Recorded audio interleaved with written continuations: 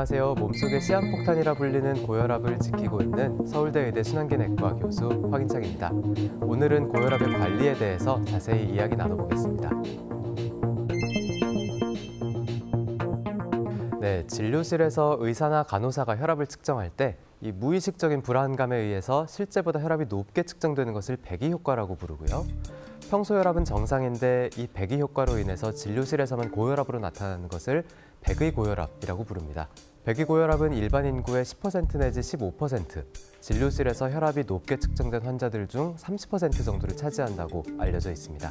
배기 효과로 인해 불필요하게 혈압약을 처방하거나 증량하는 상황을 피하기 위해서는 정확한 혈압을 측정하는 게 중요하고요. 병원에서의 진료만으로 혈압을 측정하기 어려울 경우에는 가정혈압 혹은 24시간 혈압계를 활용한 활동혈압 측정이 큰 도움이 됩니다. 네, 고혈압에 의한 합병증은 크게 두 가지로 분류해서 설명해 볼 수 있을 것 같습니다. 혈압이 계속 높아서 혈관벽에 계속 손상이 누적되고요. 이로 인해서 혈관벽에 미세한 상처가 발생했다가 낫는 과정이 반복됩니다. 그러다 보면 혈관벽에 기름때가 같이 끼고 혈관벽이 두꺼워지면서 내부 공간은 줄어들게 되죠. 이 때문에 고혈압이 잘 관리되지 않으면 우리 몸에 혈관이 분포하는 모든 장기에 문제를 일으킬 수 있습니다.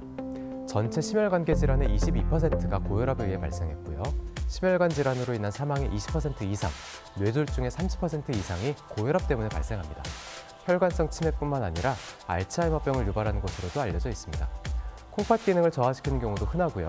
오랜 기간 방치된 고혈압 때문에 콩팥 기능이 완전히 소실돼서 투석을 받게 되는 분들도 많습니다. 고혈압으로 인한 합병증은 혈압을 정상 범위로 유지해야 예방할 수 있기 때문에 약물 치료와 더불어 생활 습관을 개선하는 지속적인 관리가 필요하고요. 가정에서 규칙적으로 본인의 혈압을 측정하고 기록하는 것도 정말 중요합니다. 혈압은 매번 잴 때마다 결과가 다르게 나올 수밖에 없습니다. 혈압이 딱 한 번 정상 범위보다 조금 높게 측정됐다고 해서 모두 고혈압으로 진단하는 건 아닌 거죠. 저희가 병원에서 측정한 혈압과 집에서 측정한 혈압, 이 두 가지 혈압에서 고혈압을 진단하는 기준이 약간 다릅니다. 일반적으로 병원에서 측정한 혈압은 집에서 측정한 것보다 5 정도 높다고 생각을 하고 있습니다. 그래서 병원에서는 저희가 140에 90을 고혈압의 진단 기준으로 하고 있지만 집에서 측정된 혈압은 135를 기준으로 한다. 이 부분을 기억해 주시면 좋겠고요. 집에서 측정한 혈압이 평균적으로 혹은 반복적으로 135를 넘는다면 고혈압이 있을 가능성이 굉장히 높다는 뜻입니다. 우선 믿을 만한 혈압계를 구입하는 것부터 시작해야겠죠. 진료 지침에서는 손가락 혈압계나 손목 혈압계는 추천하지 않습니다. 윗팔에 감는 혈압계 사용을 권고하고 있고요.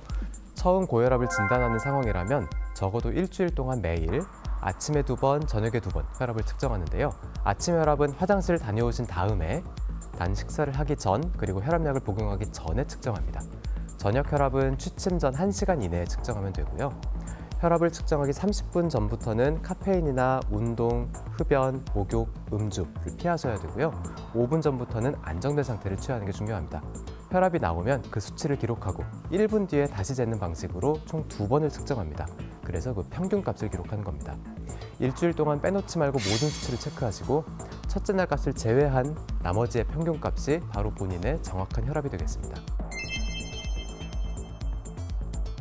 네, 고혈압 관리를 위해서 권장되는 식단 중에 대표적인 게 내쉬 다이어트. 이 식단은 나트륨 섭취를 줄이고 칼륨과 칼슘, 마그네슘, 식이섬유, 단백질 섭취를 늘리는 걸 목표로 합니다.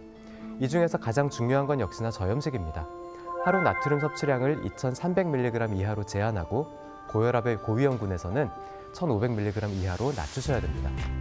과일과 채소 섭취를 늘리면 좋은데요. 하루에 4-5번 이상 섭취하시고 바나나, 시금치, 베리 이런 칼륨이 풍부한 식품을 선택하는 것도 혈압 조절에 도움이 되겠습니다. 현미와 통밀빵, 닭가슴살, 생선 이런 걸 주식으로 하시고 가공육은 가급적 피해 주시고요. 저지방 우유나 요거트, 아몬드와 호두 이런 유제품과 견과류를 하루에 2-3번 이상 섭취해서 칼슘과 마그네슘을 보충하시면 되겠습니다. 식사의 규칙성을 유지하는 것도 중요합니다. 하루 3끼를 규칙적으로 섭취하시고 간식은 견과류나 과일로 대체하시면 좋겠습니다. 이 대시 다이어트는 고혈압의 감소뿐만 아니라 심혈관 건강을 개선에도 효과적인데 꾸준한 실천이 중요하다는 점을 잘 기억해 주시면 좋겠습니다. 절대 아닙니다. 이게 혈압약을 쓰는 상황은 저희가 약을 열심히 쓰는데 생활습관 교정이 안 된다. 결국 합병증을 막기 위해서 약을 올리는 수밖에 없습니다.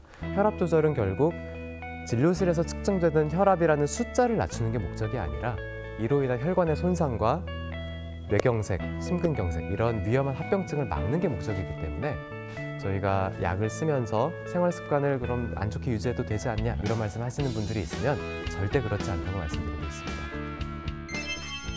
네, 먼저 유산소 운동을 추천합니다. 빠르게 걷기, 자전거, 수영, 줄넘기 이런 유산소 운동은 심폐기능을 향상시키고 혈압을 안정시키는 데 굉장히 효과적입니다. 다만 저희가 수축기 혈압이 굉장히 높은 환자들 160에서 180 그 이상 이렇게 혈압이 높은 분들에서는 먼저 혈압약과 식이요법 그리고 다양한 생활습관 관리로 혈압을 안정시킨 이후에 운동을 시작하도록 권고하고 있습니다. 혈압이 잘 조절되는 경우라도 고혈압 환자들에서는 운동량을 서서히 증가시키는 게 안전하고요. 유산소 운동이라면 걷기부터 시작해서 점차 강도를 높이는 게 중요하겠고 근력 운동도 과도한 부하는 혈압을 갑자기 올릴 수 있기 때문에 무리하지 않는 게 중요합니다. 진료지침에서는 주 5회 이상, 한 번에 30분 이상 이렇게 운동하도록 추천하고는 있는데요.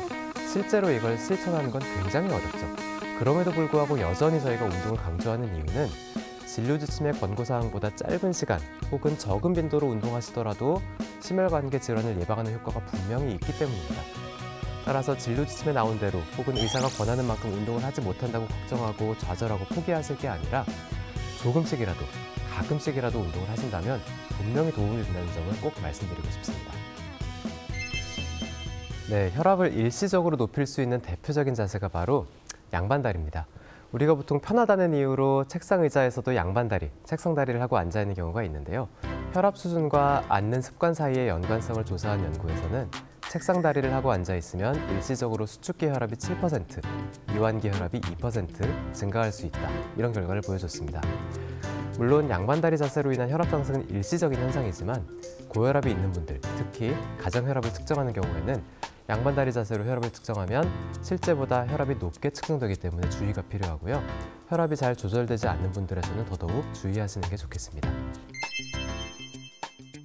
네, 평소에 혈압 조절이 잘 되지 않거나 혈압 변동이 심한 분들은 갑자기 혈압이 상승할 때 굉장히 불안해하시고요. 혈압을 낮출 수 있는 방법을 찾게 됩니다. 이럴 때 편하게 등을 기대고 앉는 걸 추천드리고요. 의자나 소파에 앉을 때는 등을 등받이에 딱 붙여주시고 어깨는 긴장을 풀고 계시면 좋습니다. 다리를 꼬지 마시고요. 발바닥은 바닥에 닿게 해주는 게 좋습니다. 팔은 팔걸이에 자연스럽게 올리고 너무 숙이거나 몸을 웅크리지 않아야 됩니다. 이렇게 편안한 자세를 취한 상황에서 심호흡을 몇 번 해주신다면 갑자기 혈압이 상승한 상황에서 조금이나마 도움이 될 수 있겠습니다. 전 세계 성인 인구의 30% 정도가 고혈압 환자입니다. 이렇게 고혈압은 흔한 질환이고요. 혈압을 올릴 수 있는 기전은 다양합니다. 흔하면서도 복잡할 수 있는 질환, 하지만 치료의 근간은 변하지 않습니다. 가정혈압을 잘 측정하시는 게 혈압 관리에 크게 도움이 되고요. 치료를 미룰수록 합병증의 위험은 높아지고 혈압 조절은 더욱더 어려워진다는 점을 기억해 주시면 좋겠습니다. 특히 고혈압에서는 생활습관 개선, 적절한 약물 치료 이 두 가지 기본을 지키는 게 가장 중요하고요. 다른 편법이나 꼼수는 통하지 않는다는 점을 당부드리고 싶습니다.